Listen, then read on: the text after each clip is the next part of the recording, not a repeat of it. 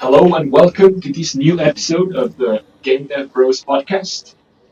Today I am joined, like always, by my brother and co-host Ben BB, Hello, everyone.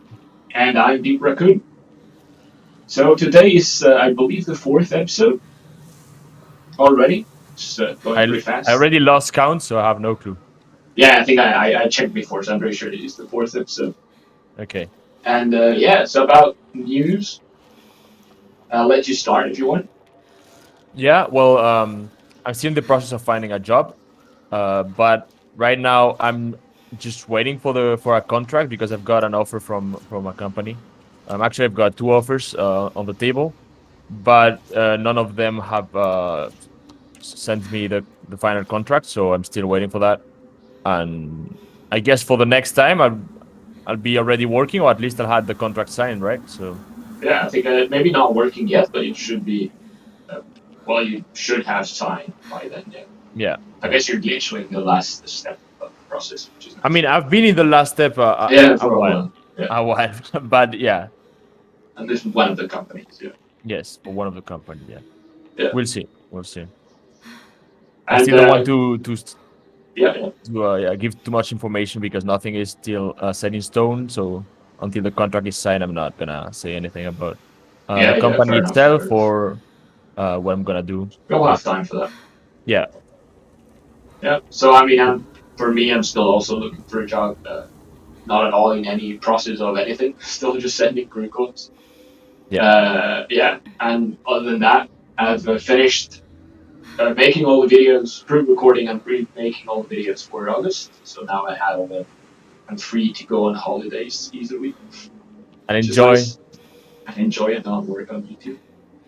And Yeah, other than that, I don't know. We just watched Jeff Bezos just get into space, yeah, which is interesting. I mean, nothing too crazy as they which just is did. probably Yeah, it's probably old news for the people listening, right? Because I don't know but when yeah, the yeah, episode's well, gonna yeah, but still, at gonna be least, out, but yeah, yeah, was cool. We'll see. yeah, I mean, it just seems like they just wanna like tick the box of going to space. They just pass the Sending line where it's people, yeah, considered. yeah. That was Yeah, literally it. Yeah, they wanted to just send people and kind of just have the checkbox thing. They actually did officially go into space, yeah, but it was just barely a little hop, yeah, barely touching the line, getting over the line, I guess. Which is fine. I mean, their objective, I'm pretty sure, compared to Elon Musk with SpaceX, their objective is more of trying to get tourists into space. So yeah, that was kind of like the pilot test thing yeah, with actual people. So their yeah. And objective that's is why there not was going a. further. That's why I think it was a very good idea to have a very old lady, as well as a pretty young guy. Yeah, that So was that yeah, if you are a tourist and you're considering maybe going there with your parents or something, you don't feel like, oh, maybe our parents are too old, or yeah. I mean, maybe my for now, son is too young. it's still gonna be super restricted to people with a lot of money. Like it's still like a very Yeah, yeah, rich yeah, for people sure. thing. It's not gonna be available to everyone at all Yeah, in the next coming years. but But even rich people get old, so yeah, that's I why. mean, Virgin Galactic is also aiming for that, for having tourists in space. Yeah, So they're I think that competing. having competition in prices will also be a good thing. Yeah, for sure, for sure. But anyways, enough about space. And Yeah, so let's start with the game we're going to be playing today. So what are you going yeah. to be playing? So again, I'm gonna be playing Roblox. I just Very felt like nice. it, and it's my go-to default game when I don't know what to do. I just want to spend some time without focusing too much Yeah, on the game. So again, same game as before, the gun game type of thing. yeah. But this time, there's no hacker yet in the server, and For I now, hopefully there's hopefully. not gonna be a hacker. Uh, Again, So if maybe. if the hacker is like too obnoxious at at some point, I will change server.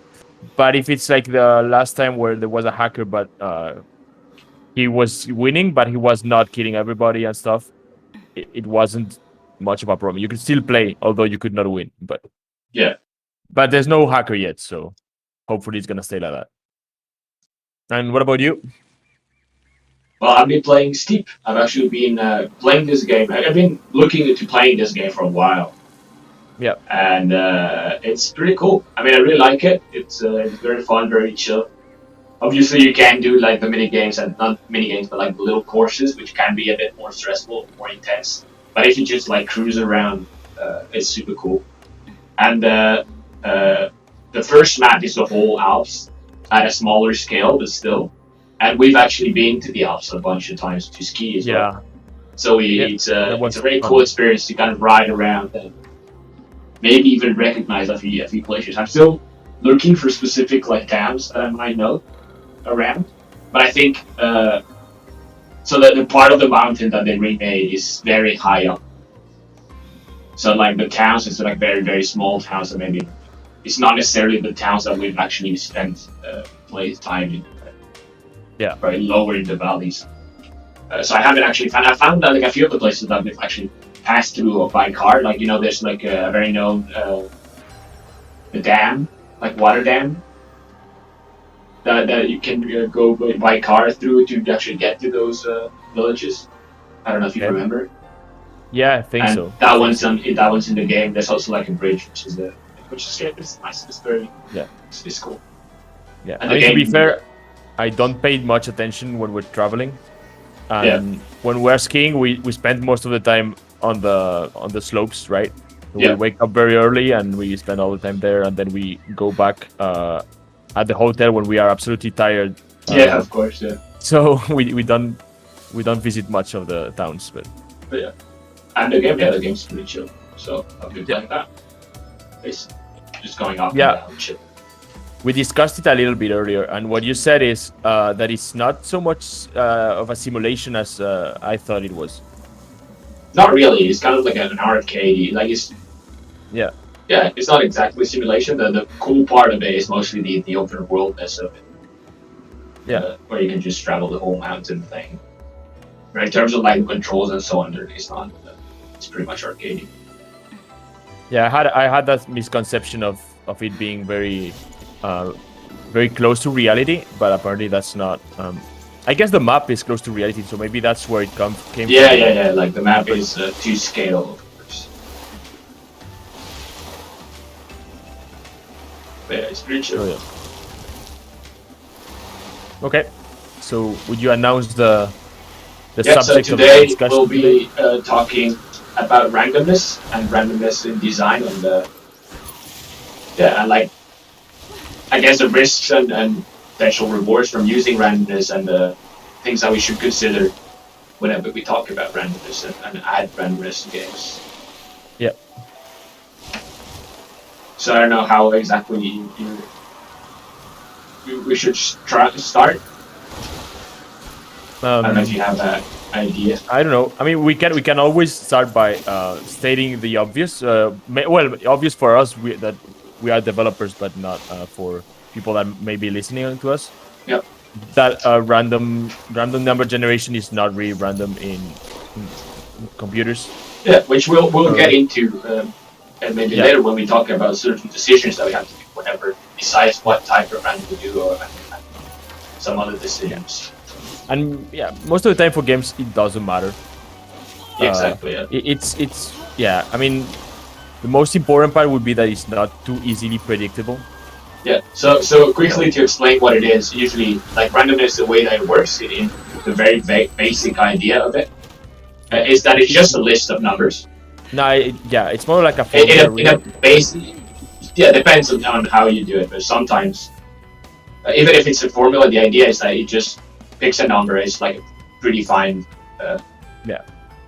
So you're just gonna pick the next number and then the next number and then the next number. And just a list of numbers they pick from, and then you use that number however you want. It's a sequence, right? And the sequence. The sequence is kind of like always the same. I mean, it is always the same. But what you do normally is like you start the sequence in a different point every time, so that you don't know what the sequence is gonna be. And the sequence is so long that it's very hard to memorize. Yeah. And the numbers in the sequence do not follow a particular order. So Like you may have like a 2, then like a 5 million something, then like a 305, and Yeah, they so should aim to be as random as possible. yeah. I Even mean, it's though, not which is really why random, but it's like it's not evenly random, but it distributed is. and not Yeah, predictable. That's kind of that's the idea. But that's there why are we there call. are That's why we tend to call it pseudo random and not yeah. random. Because randomness, it is technically not achievable. I mean, it is, but it's like I've heard things, but I mean, it's an overkill for games. But you could have like specific pieces of hardware in your PC that would like measure radiation levels and things like that. Yeah, And then you can take that as like being random. But yeah, which is the same yeah, thing. Sometimes you tend to use also like date and time yeah. for certain things, which is not Usually technically to random. initiate the To sequence, right? initiate the sequence, yeah. Yeah, You usually have to to choose seed which part of the sequence you're to gonna kind of use. use that word. So the seeding games is what basically it would be the position in where you start in that sequence. Yeah, we could see it like that. To some Um, extent, yeah. but the yeah, how it works normally is like the sequence is generated by a formula, and the formula takes a number and it outputs another number, and the seed is like the number you input in, right? Yeah. And next time you're gonna, so if you start doing the generating random numbers, first time you get a 2, and then that 2 you will use to get the next random number, which is gonna be like a 300. Then you're gonna take that 300 and put it in the formula. So yeah, the seed is like the first number you put in, let's say, and it's yeah, usually it's yeah, you can see it as a way to choose which part of the sequence to use, so where to start the sequence. Yeah. But well, I think enough of technical stuff. Yeah, so now, the purpose of yeah, with that out of the way, I guess, yeah, one of the topics I wanted to talk about is how designers and people who think about games tend to very easily, very too simply go towards using random numbers. So it tends to be like the easy solution to make a game, which is you want some kind of mechanic that you want to hit, or like some weird attack mechanic, and then you end up just doing then you just add a random number, and it's just like it depends on that number how much damage you do, whether you do a critical or not. And I wanted to talk about the fact that it can be bad practice, I would say, to think of your games that way, or to easily like gravitate towards using random numbers in order to make games. Yeah, I mean, it really depends on the game you're making, right? But I guess one way I would look at it is when you're making a game, especially kind of like a game that could be a board game as well or something like that. First, try to eliminate as most of the randomness as possible. Yeah. Then you like. And then later on, it's always easy to add. Yeah, it's very easy to add randomness in the end, but it's very hard to make something work without randomness when everything is designed around it. And if you manage to do so, the game will tend, I would say, to tend to be better. Yeah, it would tend more towards skill, right? And the obvious example is the chess and other games of the type, as checkers and stuff like that. In chess, nothing is random. You've got 2 players, each does a move, and they can think it through. And if they do a mistake, it's their mistake. Nothing is decided on by chance, right? And that makes the game very consistent and feel very fair, because you don't get upset. You don't get upset at the game. You get upset at your skills, or either you made a mistake or the other guy played a lot better. That's it. And that's it. And that's pretty. Like, I think that's a good thing to aim for,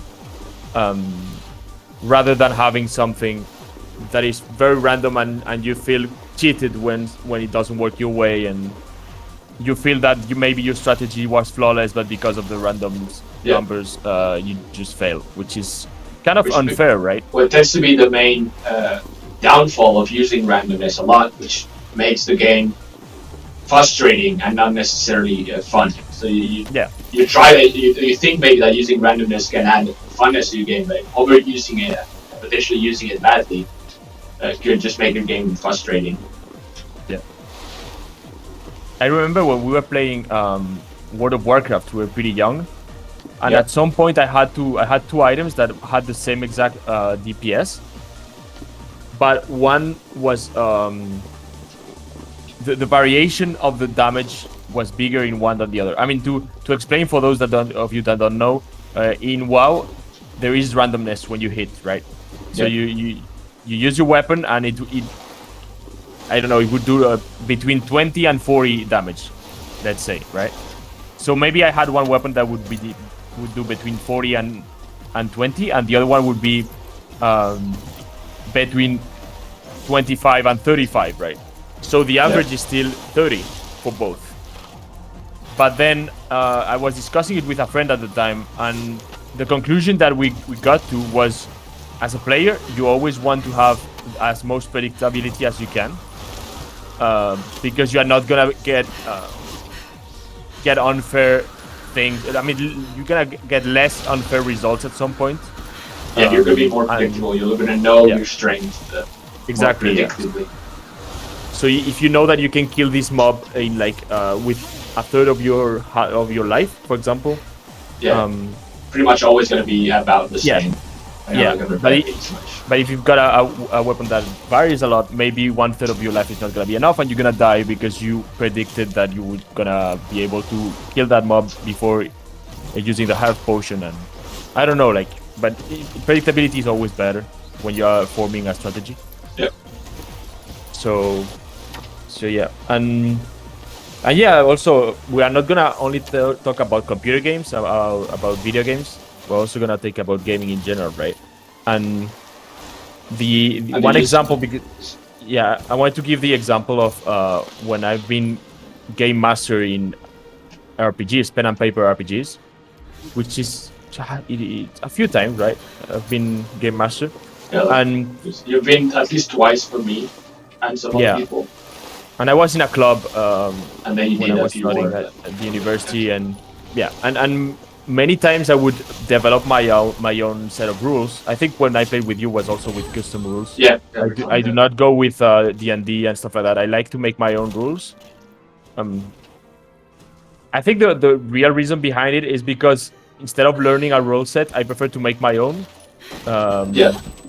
And it can be easier for the players as well, because unless they've all played D&D already, it can be frustrating to have to like learn the whole thing again. Although for people that already know D&D, they don't then like it's to easier learn to jump, because it's time consuming. But usually I would play with people that seldom played and had no experience. So for them it was the same to learn a new rule set than to learn a very used one. Yeah. And I try to make it very simple because I don't like to spend a lot of time on dice throw. I like that is a problem with board games that use randomness. Yeah, for sure. Where you tend to just go for the die constantly, and it takes too long. Yeah, because in games it's instantaneous, so that's like it's a good thing. But yeah, in board games sometimes it's very long to like it's your turn. You have to throw this to see if he hits, and then throw that. And then with D&D rules, you first do if you hit, then maybe if he dodges, then how much damage you do. Maybe you have multiple die for just damage, and that can become super long for like one attack. Yeah, you end up having like 2 hours for a boss fight or something like that, and it's in my opinion it's a bit lame because you want the story to progress. You don't want to be just throwing die all the time. So but yeah, so with the thing when I design rules, the thing I go for normally, and usually people start at level 1, right? Because I seldom did campaigns. Normally I would do just one shots. Yeah. But I don't want people to be missing all the time because it just feels stupid, right? If people are just wailing their weapons around without doing any damage. And it's frustrating because it also drags the combat. Yeah, it drags the combat. It makes you feel useless. It makes your characters feel useless. And usually what happens with the players at that point is that they start seeing the game as something funny. Like, as just a joke, right? And they're just joking around and they don't taking it seriously. They're not really immersed into the scenario and into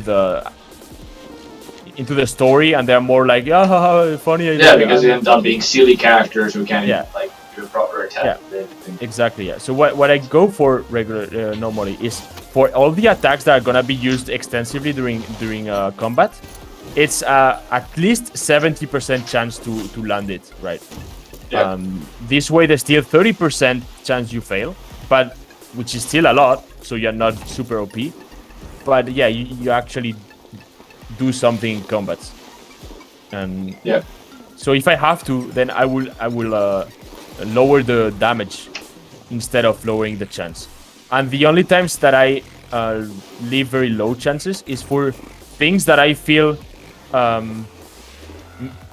very strange and very maybe situational or maybe I don't know. Like magic, something like that. Like I expect a mage like to have some spells that are very very powerful and make me a one-shot kill.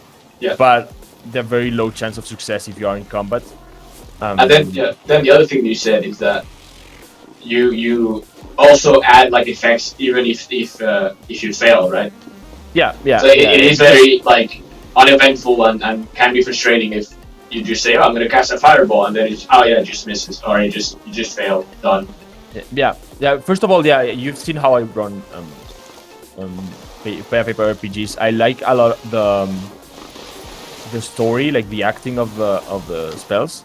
So first of all, I would never say it fails. I would say what happens. I would describe the action that unfolds, and then I don't want the description to be, well, nothing comes out of your hand. I mean, sometimes it may happen, right? But I like it when you fail, still something happens, right? And you can picture something happening. So maybe the fireball, you're throwing a fireball at someone that's like 10 meters away from you. Well, maybe the fireball is gonna dissipate before hitting the target. But still, the fact that there's fire in the air coming towards the enemy makes the enemy startle, and maybe he's and maybe you don't necessarily maybe you the DM doesn't necessarily like specify anything, but then the player can jump in and say, well, I mean, this happened, so I kind of take the opportunity to do whatever, and then it allows for further interaction. Yeah, for sure.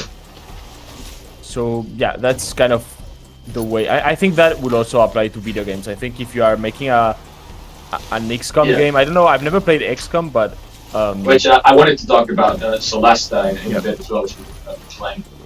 Yeah. But I think I know in XCOM there is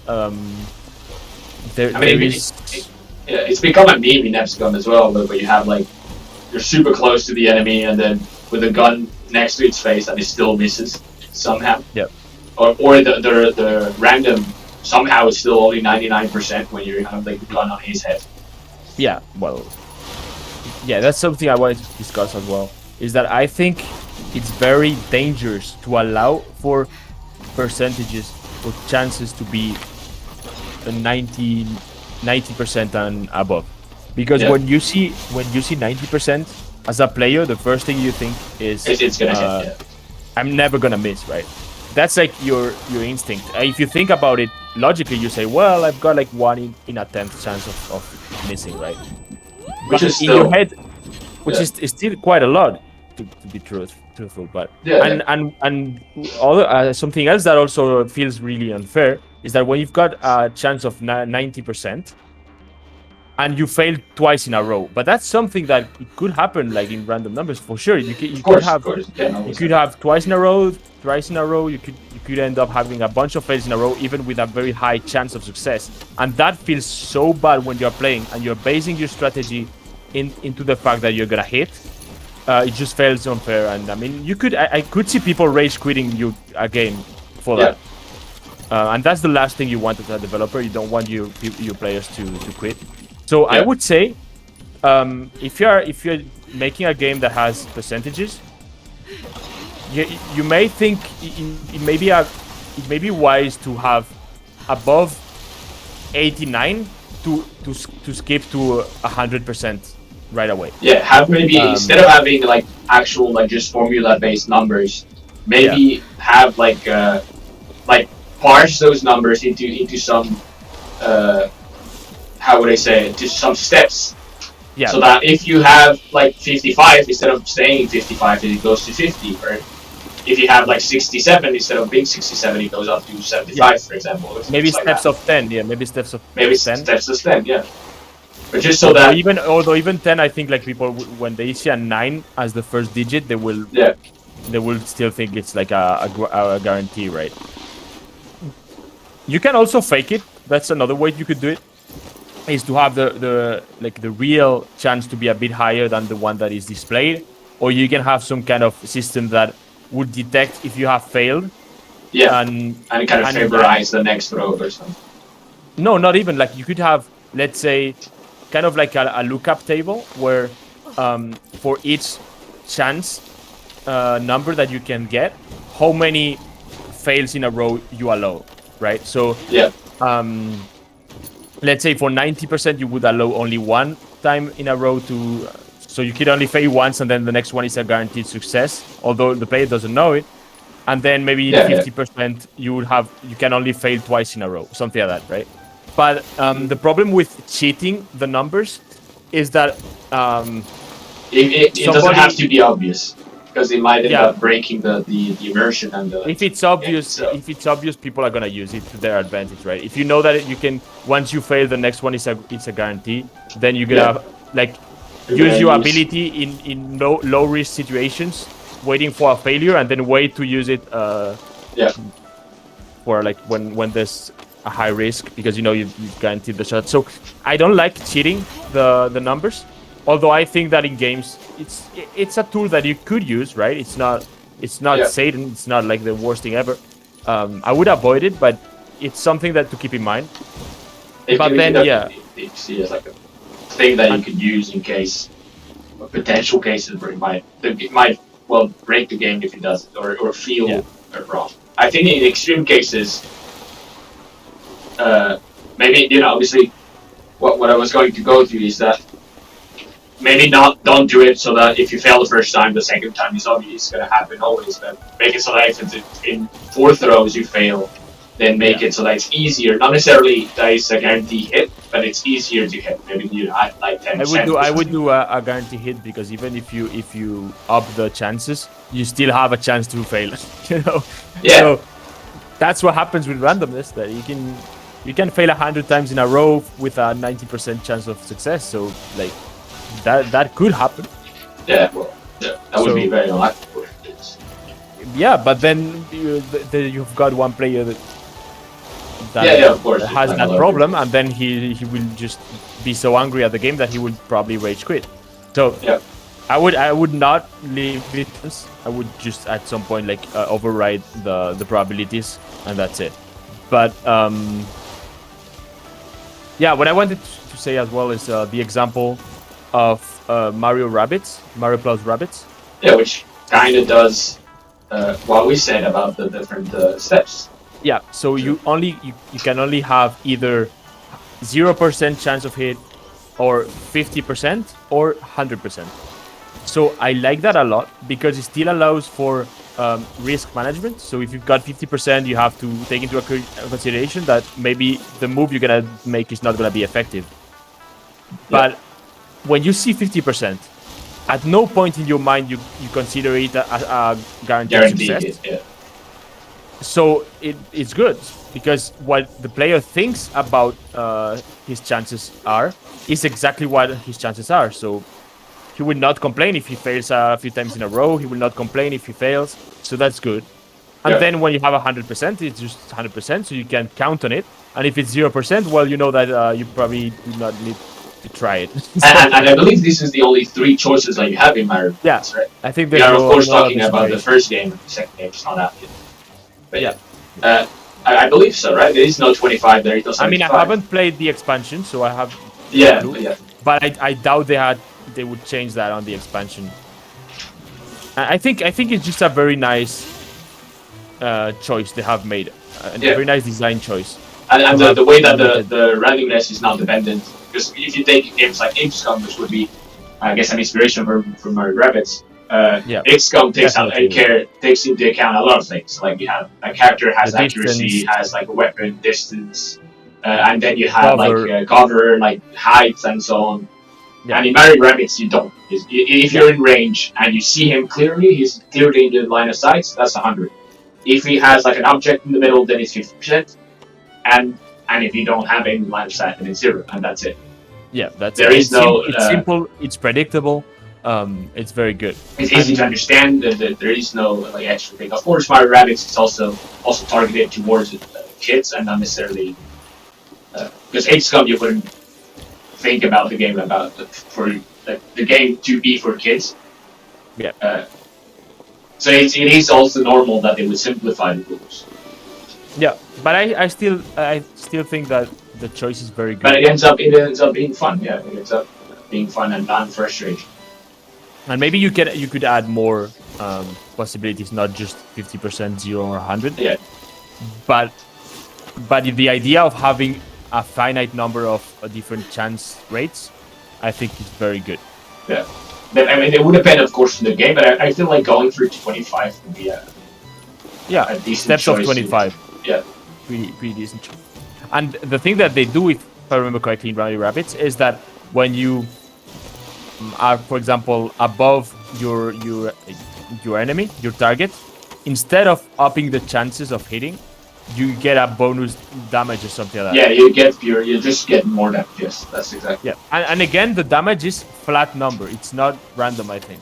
No, the damage is random. There is a little bit of random. It is like between X and Y. Okay. Like what I said about World of Warcraft then. Yeah. Okay, I didn't remember that. But I guess there's not so much variation then? Or maybe it depends on the weapon. I don't remember that. Don't have the numbers in mind, no. It's been a while since I've played, so... Yeah. But there has been cases where like you leave the enemy 20, you could have killed it, so... Yeah. So there is a little bit of I remember, in that. I remember now how they show it. You can see the health bar. You can see that like kind of grayed out the damage that you would do, and then there's like the minimum and then the minimum and the maximum. Yeah. Yeah. Okay, it's true. So yeah, thanks for correcting me. Yeah, I have played it recently. So. Okay, yeah. For me, it's been a while. I actually finished it, but it's been a while. Not. Which is why I've been playing it recently. Yeah. Okay. But, yeah. And yep. I mean, I was going to talk about Celeste now, which kind of goes in the same topic. And for those of you who don't know, Celeste is a RPG with tactical combat, kind of like Divinity, which also has obviously randomness in your hit, and it draws from the rule set of D&D, so it has all of those like hit rolls, then the damage roll, then the evasion roll, and so on. But at least you don't lose time with it because it's... And of course it's done instantly by the computer. Yeah, so that's... Although it does show the die, thing, in my opinion. It does show the die roll. I mean, it is like a fixed animation, it's not like a thing, but what I was going to say is that there have been some combats that I've had to redo a few times. I'm actually, I think today, the first episode of the playthrough is going to come out, so you'll be able to see that for yourself. I've had to, for some cases, I've had to redo them like multiple times, and in some cases, I didn't feel like I necessarily did the combat better. When I won, I just won because the numbers favored me, right? So like the enemies hit me less, or hit me for less damage, and I hit more, and did more damage. So that can be a little bit frustrating. And in my case, I've only had to redo combats up to like a third time. But even then, that seems maybe a bit too much. Especially if you don't change the strategy, right? Yeah. And the game is a kind of slow game already. So adding that extra thing that makes it so that sometimes the combat might end up being frustrating simply because you were unlucky is not necessarily a good thing. And it can be... Of course, if you are playing a game that comes from that uses the D&D rule set, then you expect that. You expect that, right? It's not something that has the same flaws as the regular D&D, and same strength as well. So people love that system. So like they get what they want. And I do enjoy the game. I am enjoying the game a lot. Yeah. And I just feel like that is an issue with the use of randomness. Yeah. The question I have for you is, when that happened to you, Yeah. did you change the strategy, or did you Well, that's the keep thing. In doing the some, same I thing? did, Okay. which is why I think there is. So there is one combat which I'm not necessarily going to spoil it too much, but there is one combat where I go inside of a cave, and at first I didn't know which enemies I had or where they were placed, right? But then I die the first time, and so the second time I go in, I already know where the enemies are, so I Yeah. can better prepare myself for the combat. So in that situation, then yes. But then Okay. I died even knowing, and I think that that third time, I didn't necessarily change my strategy at all. I just replayed that. In some cases, I did. There was another situation where I, instead of uh, separating my characters, I kind of regrouped them all in the kind of same area, and I think that that definitely helped. So in some cases, obviously, changing the strategy will help, but Yeah. I don't feel like it's 100% because of the strategy. Yeah, that's what I feel is a bit of a problem, because I think when you're making a game, you want your players to learn from their failures, right? You want them to fail once the level, and maybe they're gonna play it the next time, and they're gonna make a better job of it because Yeah. they've learned about how the The level the best is going situation to be. should be exactly that. The player fails and he knows exactly why. Right? Yeah, Comes that out would of be it the and he best. says, "Okay, I know that I failed because of this, so now I know how to do it properly, or how to do it better. At least not necessarily Yeah, win, but at least do it better. and then yeah, as a player, you feel like if You're progressing." Yeah. you're progressing, and you feel that you earned your victory in a worthy way. And you feel satisfied about Yeah. the fact that you've learned, and the fact that now you play better than before. If you just win because you had better chance with the die, then yeah, I feel that it's a bit, yeah, Yeah. it's a bit sad. It's a bit of a, I would say, bad design, but again, I'm not a Because then designer, so it's a I bit. guess that's the other thing. Like, and then I ended up. Well, I mean, I don't know if I should spoil it, but there is a point where I end up like I see in a combat which, because of the story, it's supposed to be harder, and I end Yeah. up doing it the first try, right? So it's like I end up dying in combats that were not supposed to necessarily be too complicated, or not Yeah, necessarily like boss battles or anything. But and then you at the felt like boss you battle, were actually, just you felt like you were lucky, I don't know, not necessarily. No, because I maybe you think just played correctly the first maybe, time. maybe I did what I was supposed to do, and then that was it. Yeah. Yeah. But yeah, I mean, it seems like we're saying that random is very bad, and I want to underline that that's not the case. So random has its place. It's a very good thing to learn, um, like, yeah, risk management, and to do that you Yeah. need randomness. I mean, there are maybe other options, but randomness is actually a good option. Yeah, I think. Yeah, what I want to reiterate with that as well is that randomness can be fun and can be good. Yeah, Uh, but I think we tend to rely on randomness too much, and I think as yeah, designers, we me too. might too easily fall into, oh, I'm gonna just use random here because it's gonna make it slightly more interesting, and that's not necessarily the case, and we should avoid turning our back towards well, turning our backs not, but like using randomness too much, and just thinking that because we add randomness, that's it, right? Yeah, and And then I want to also, give an example of one time that randomness made the game more fun for me. And I'm sure there's other examples out there. there's probably plenty, yeah. Yeah, I think you will remember this one. You remember when we were playing World of Warcraft? At Yeah. some point, I was playing a druid. I believe, I'm not sure if it was a druid or a hunter at that point, but it doesn't matter.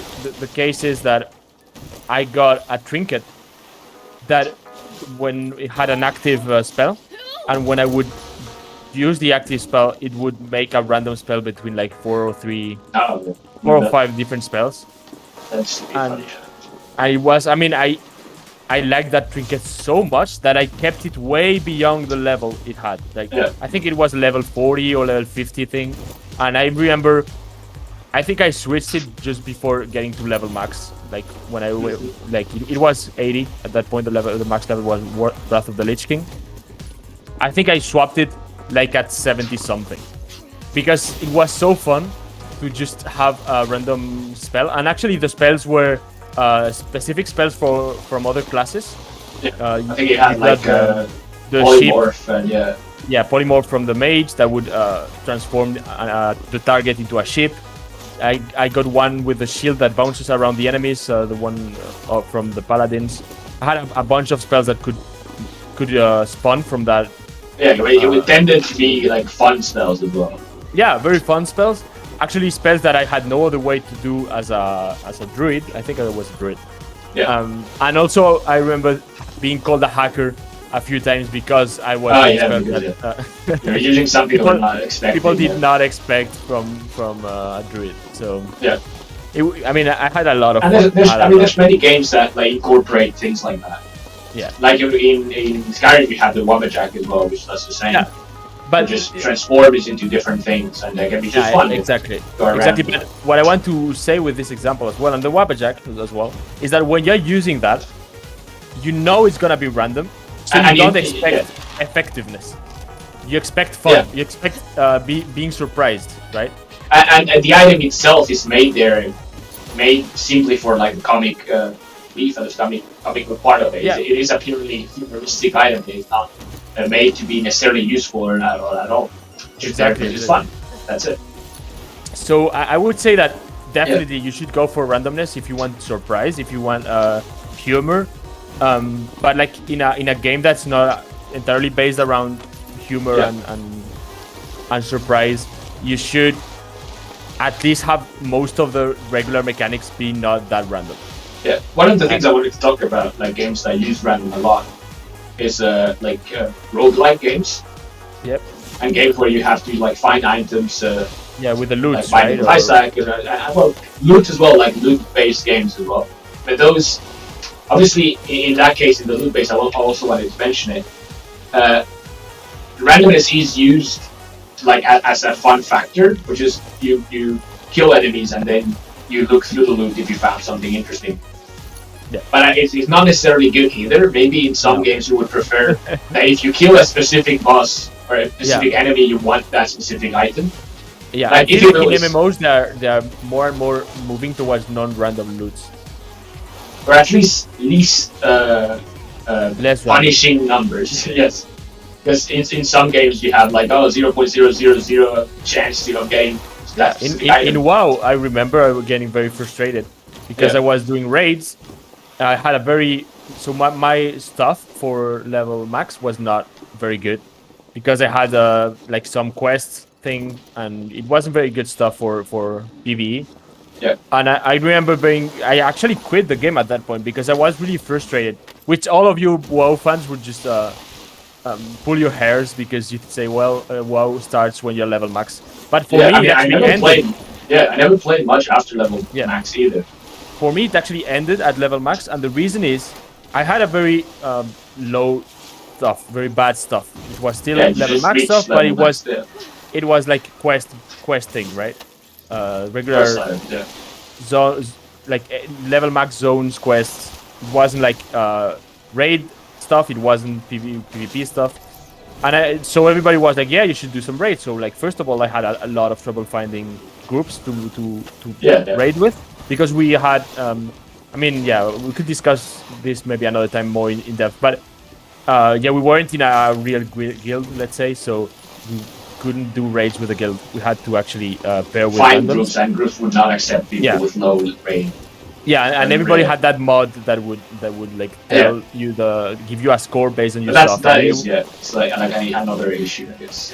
Yeah, and everybody, so like nobody wanted to group with us, and once. Like after a lot of like struggle, we found a group. We would like do the raid, and then no item drops for your class. Yeah. And then you're like, come on. All of that for nothing. Yeah. I have to go again through all of these phases of trying to convince people to group with them, and being like rejected from everywhere, and then And then you still don't get anything, and that's why I quit. I quit because of that. So. And that's the thing with loot as well. It is also like having random loot. It is very accepted in MMOs and multiplayer games in general. Yeah. But if in a game like Skyrim, you kill a boss and you don't get the item from that boss, then that would be completely. That's not something that would be accepted. Yeah. So obviously, it depends a lot on the type of game. And I think nobody really wants to do the same raid, the same dungeon 100 times. I mean, the thing is in MMOs is that there is not enough content, so you have to. That's basically what you have to do with them. That's it. That's the game. Yeah, but like if you think it like you would obviously prefer doing other things, but yeah. But I think manpower. I guess it's to okay make to do it like 2 or 3 times. I mean, they did add now but beyond that, it procedural starts dungeons, being, right? I believe. I have no clue. I know that Path of Exiles has procedural dungeons. I think people like Warcraft those. did as well. Maybe they add it. I mean, So kind of which I guess brings me back to the roguelike games. Yeah. Which a lot of roguelike games. I want to say one last thing before all of you like put a lot of hate comments. I mean, yeah, you're completely free to do so, I guess, but still, when we played World of Warcraft, we were pretty young, so maybe there was. I mean, also... even now, I don't think I would. I play too many games to just focus on one game. If I have to just do many times the same quest, I don't think I would. No, but what I want to say is that maybe there were ways to have better stuff that did not involve. Okay. Maybe we didn't look everywhere. We were not aware of it. So maybe you're gonna feel the comments with, well, you could do that and this, and then it would be easy. But yeah, I mean, we were young, so we were just doing the quest in the zones, and that's it. But yeah. So sorry to cut you off. Yeah. So like what I was gonna say about roguelikes is roguelikes basically base their own game, the whole game, into the randomness of like the dungeon, I guess, and then the different loot that you get. And a big part of the game is about learning the different items that you have. To kind of know what kind of synergies you can have and what kind of things. But then it tends to also fall into the idea and the problem that you might just have bad runs in the sense, not because you necessarily played wrong, just because you didn't get good items that work together, right? And that is not necessarily a good thing either. Or bad dungeon layouts in some games. Bad dungeon layouts or whatever. And then, of course, if you would remove randomness, I was thinking about this the other day. If you completely remove randomness from roguelikes, then the problem with that is that obviously you don't have replayability. Right? Yeah. I mean, you do to a certain degree. If the dungeon is hard enough, then you can make it so that you have to kind of learn the dungeon and kind of replay until you finish it. But once you finish it, then that's it. There is no. Well, maybe you could play it in different styles, and if you have, even though it's not random. Yeah. But to be sure, but then randomness is like a big thing and a big plus of roguelike games, and I do play a lot of roguelike games myself. In general, having randomly generated maps adds a lot of replayability in every game. So it's just that again, it can be frustrating if you don't, if you for whatever reason you don't get the items you want, you don't get the things you want, the buffs you want. And you end up having a bad run simply because you were unlucky with the items. And one of the things that I wanted to mention is that, for example, Hades is a lot less random than many other games, I feel like. Okay. So it has certain things that the game, for example, you have like the Daedalus Hammer, which is like an item that basically improves your base weapon. And the game will basically almost force you to have 2 of those buffs by the end of the game. By the time when you get to the boss, you should the final boss, then you should have two bonus abilities.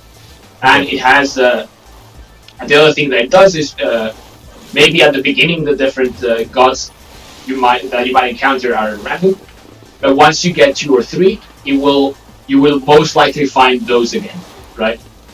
Okay. So it's very rare to have like booms from 5 different gods because the algorithm will tend to favor those same gods again and again. Okay. Which is I think a good thing. So I think they probably spend a lot of time on that, but I think it makes the game a lot better and improves. And the other way that it works is that it doesn't generate a whole dungeon.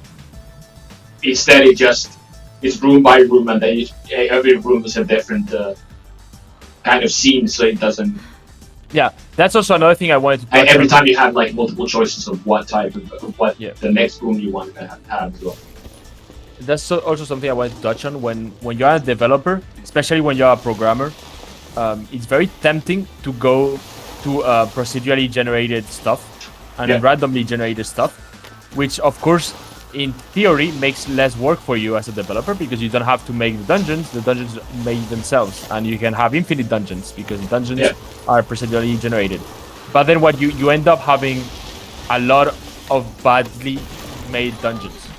Yeah, the problem is you basically that the misconception of it is that people might think that they have to work less, but what actually ends up happening is that you might spend less time designing the dungeons, but you end up actually spending all of that same time or more actually making the algorithm that creates the dungeons good enough that it doesn't generate very bad stuff.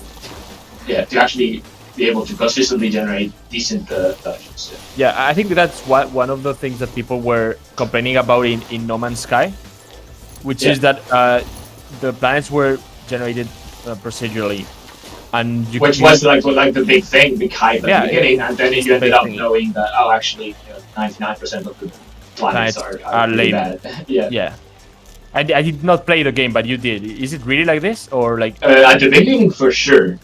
And the thing is, I would say now it has improved. Okay. So same with the animals and the creatures, so on. I think they did improve over time. Now that you don't generate, the system doesn't generate completely weird, like completely broken animals, and so it has improved over time. Animals for sure. Before? Oh yeah, no. Yeah. Okay. I mean, the game was broken. Oh, but yeah. Okay. Okay, yeah. So yeah, also side note about generating content procedurally or randomly. Be careful. It's not. Yeah. But I would say, what I was going to say is that now in No Man's Sky, I would say that in each system you have at least one somewhat interesting planet.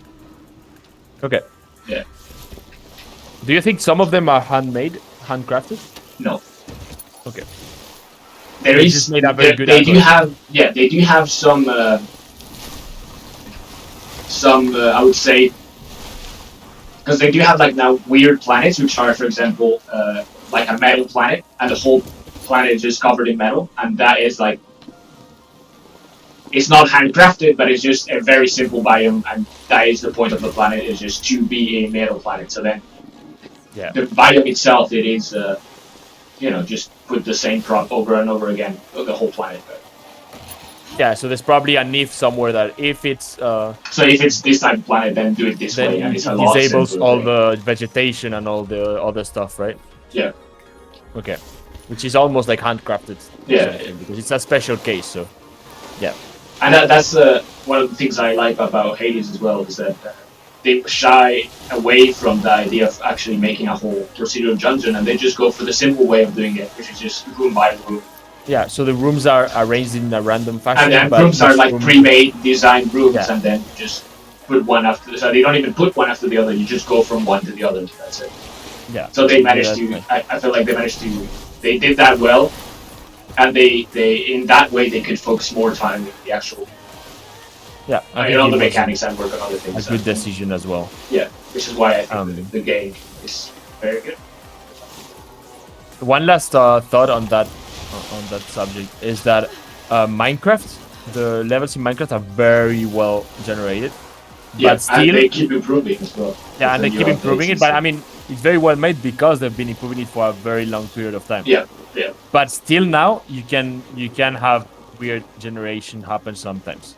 It's very rare nowadays, but especially if you play with mods, it's possible that you have, of course, strange. But even without mods, if you focus on villages and so on, you can end up having very weird villages and very weird. I mean, and that's in that case, the villages, I would say, they could still improve because most of the time it's very rare to find a village that is you don't have to build partially rebuild it to be nice. Yeah. Most of the time, like maybe one of the houses is gonna be like on a cliff and the others are gonna be on the bottom of the cliff, and the other, There's like kind of like a chasm in between of the Yeah. between the village. Yeah, So, you have yeah, a door which villages is like for sure. two blocks up or whatever. Just Yeah. Yeah. So sure. well, and also, so now can we move to the next thing? Yeah, I I guess. mean, I think we gravitated towards procedural generation. That was not necessarily Yeah. the topic, although Yeah. of course they use randomness because we could focus But one whole relating to episode on that, procedural generation. yeah, for sure, for sure. And we're not so knowledgeable on it either, so I mean, maybe it's not we've our done. job. I've made a few procedural generation systems myself, and I've I done a really little like bit. it. Yeah, yeah. One thing for sure, it's very fun to program. Yeah, and seeing your results come to life, it's really fun. and my So- I mean, my master thesis was procedural generation. So. Okay, yeah. So you are pretty knowledgeable, much more than me then. Because I think I've done in one game. Started doing procedurally generated levels, but yeah. very soon we choose to forget the idea.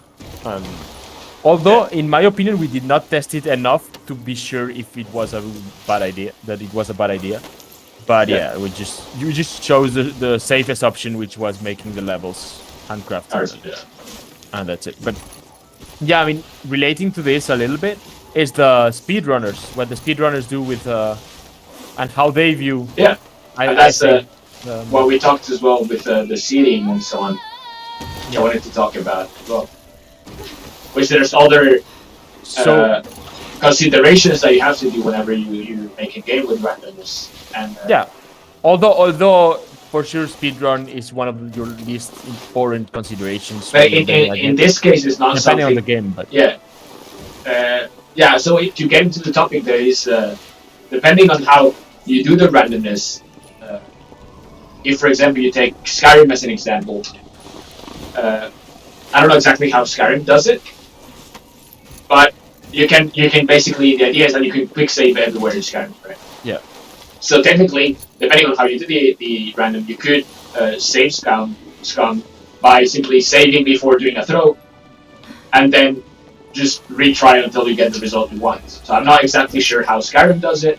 Now in Skyrim, I don't remember. The city is not kept, so actually the enemies will not So you- behave exactly Yeah. the same. So exactly. So you could in sometimes- Skyrim you could save scum if you have to make Yeah. a check for something. Yeah, for sure. But I feel. I mean, I haven't tested it with a very real random stuff, like maybe Like with a chest, like picklocking a chest, to check if the lockpick position is always the same, the yeah. position is always the same. I guess it's not the same, but Or I with, have not checked.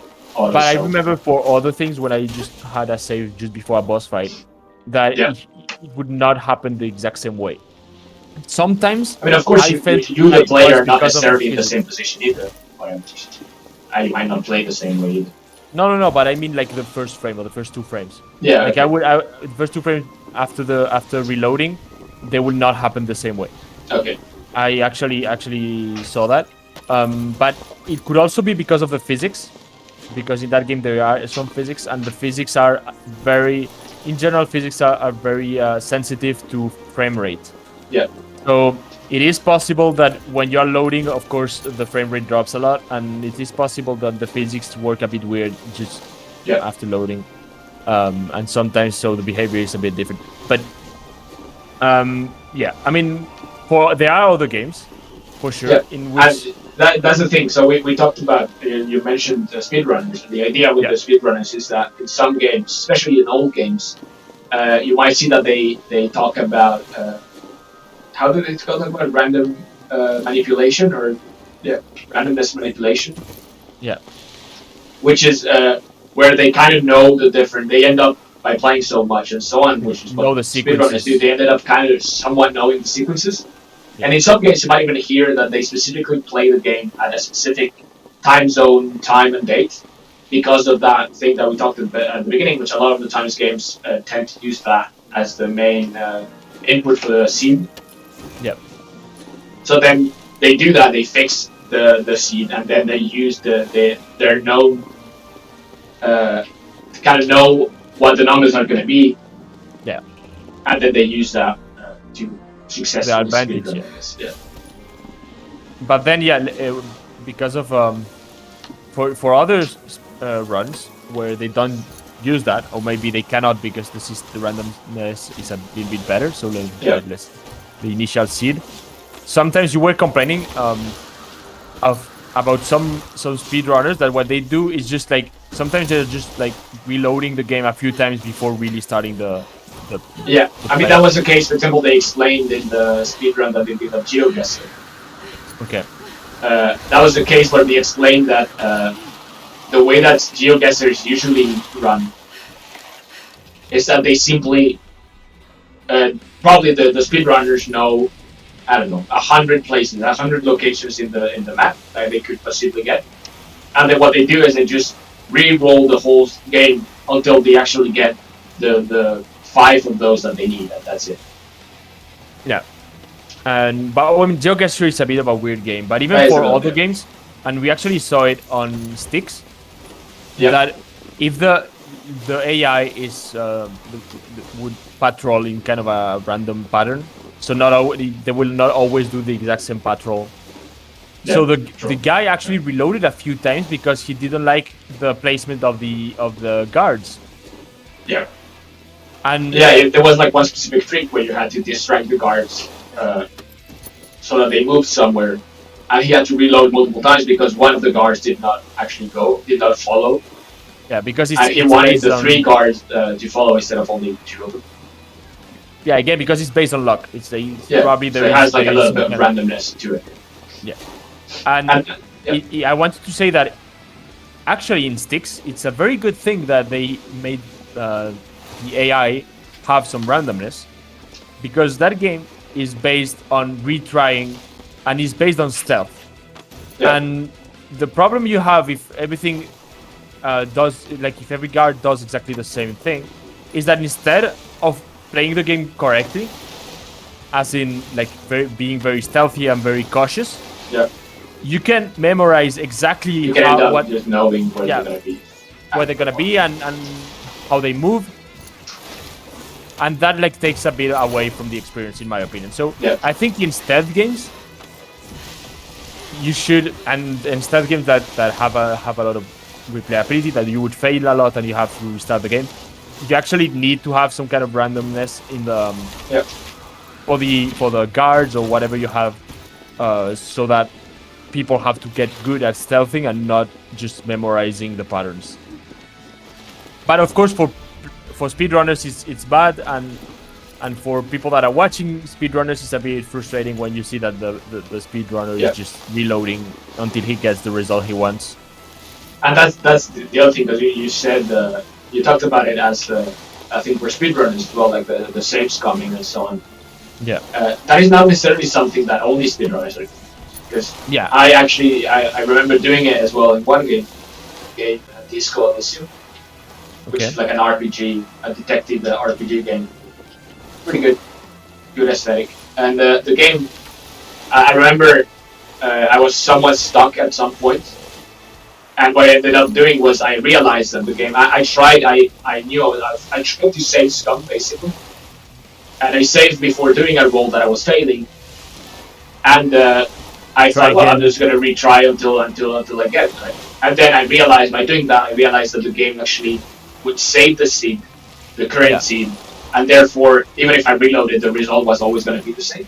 Yeah, which is a good way of preventing. Which is in games like that, for example, it is a good way to do this kind of things. It's something you should consider whenever you make a game, whether you want to allow saves coming or you want to do it this way or not. Which is really game dependent. Yeah. But what I ended up doing actually was that I saved a bit earlier, so I managed to just actually do that random manipulation in the sense that I went somewhere else, did another check, which was going to use that number that was failing me, right? Yeah. And then I went back to that check that was failing, and I actually managed to do it because I already used the bad numbers to some extent. Right? Yeah. And that is something that what we talked about before, which is what speedrunners might use with random manipulation, where they just know that they're going to get a certain number, so they use them, they do the different checks in a specific order to get the results they want. Yeah.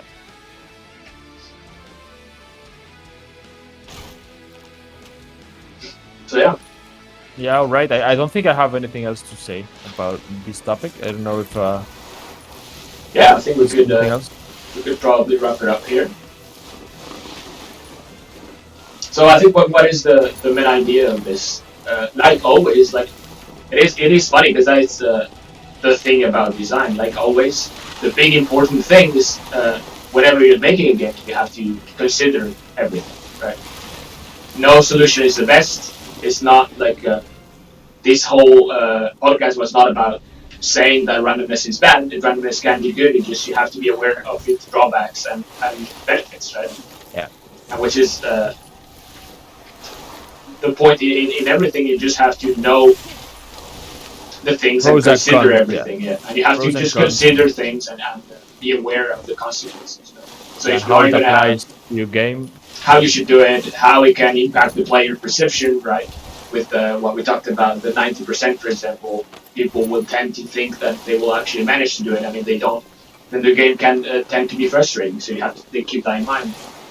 At the same time, not having randomness at all can end up, well, being maybe too simple or something that you not necessarily want in your game.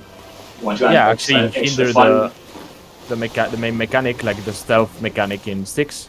Yeah, having everything too stiff Yeah. might reduce fun, right? The fun factor of randomness is there. And well, Yeah. of course, if you are going to have randomness, then you have to. Well, do you want to have like a fixed seed? Do you want to keep it to make sure that people, well, to avoid having people saves coming, and so on, right? Yeah. So there are Many considerations. many considerations that you have to do, and then there's no good answer. It always depends on the game. Yeah, there's no recipe for every case. You just have to think for yourself and also but, try, right? That is also yeah, a big try. thing about games. Just if you think that maybe it would be better to have steps of 10% instead of 25, then try it. If you see that it feels better, then do it. I mean, that would require playtesting as well because Yeah, I of don't course. think you can be a good judge of And that. yeah, of course, So, that's the thing. A lot of it just and also depends on people and so on, which is what we talked about with between XCOM and kids. Mario Yeah. Rabbids. It's not the same to sell a game for kids than to sell a game for you have to consider everything, what your audience, and which is the difficulty of game design, I guess. Yeah. So, anyways, yeah, Was fun. it was interesting. All right. So, well, how was your game going? Well, I mean, I haven't won any of the games, Yeah, and now I'm third, so it's not too bad. But usually I'm first in almost all the games when I play without talking. yeah, Because I mean it's Roblox. There's a lot of kids playing, and it's not a very hard game. And I've played probably too many hours in this game already. So, um, but yeah, it shows that when you're discussing something, you have. I mean, and definitely less concentrated. yeah, you're less concentrated. So, yeah, that's it. I don't know have much to say about it. Yeah, I mean, What about you? I haven't necessarily progressed anything. Mostly progressed whenever you do actually special missions, I guess. But I haven't gained a level on. Yeah, it's Okay. been fun. Are you be playing with the snowboard or the ski? Mostly snowboard. I mean, I only play snowboard pretty much. Skiing is nice, but it's just not as fun. I think. And the paraglider and stuff you don't like, or? Oh, yeah, it's fine. But it's different because you're not like going down slopes, I guess. So I definitely enjoy snowboarding a lot more. Okay.